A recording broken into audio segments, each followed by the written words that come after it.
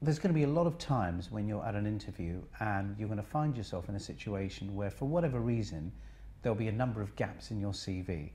And sometimes I think a lot of candidates, are not prepared for that question. But if you find yourself in a position where the interviewer recognizes a number of gaps, you've got to be very natural with your answer, because a lot of people, what I find, tend to just, blag themselves through it, which I don't think looks good.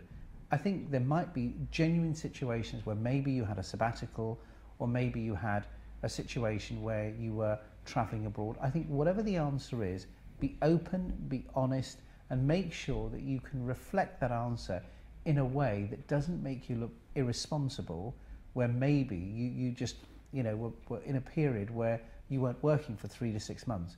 I mean, do remember, at that particular moment in time, if I was interviewing you, I'd be very intently listening to see how credible your answer was. And therefore, I think before you go for the interview, make sure that you read your own CV and see if there's anything glaring that's going to come out, that somebody's going to ask you that question that you're not prepared for. So I suppose the key answer must be open, be honest, and make sure that you think through the day before the interview so that your answer comes across very natural and very relaxed.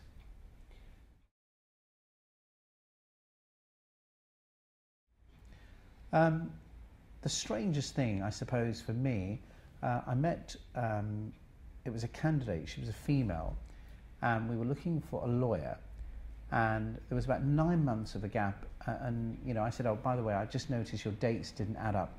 What were you, what happened in that gap?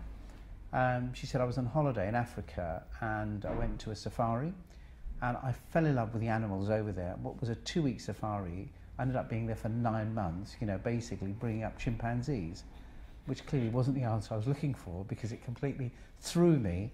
But you know what? In a funny sort of way, it was great, because it went right over my head. She said it so naturally. It was such a ridiculous answer that it had to be true.